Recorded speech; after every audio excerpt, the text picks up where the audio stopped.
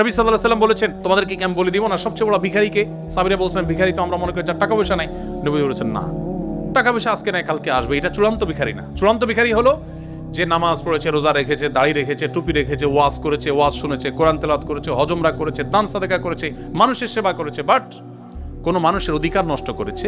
কিয়ামতের দিন সেই পাওনাদাররা সব উপস্থিত হয়ে যাবে।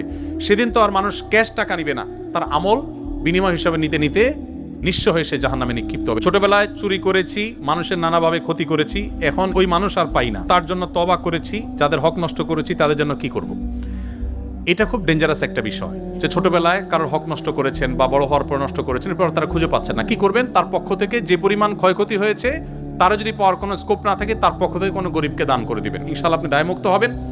তবে যদি কারোর সম্মানহানি করেন, ফিজিক্যালি কাউকে অ্যাটাক করে থাকেন, আপনারা ছাত্র মানুষ, রক্ত গরম থাকে, জেনজি প্রজন্মের মানুষ,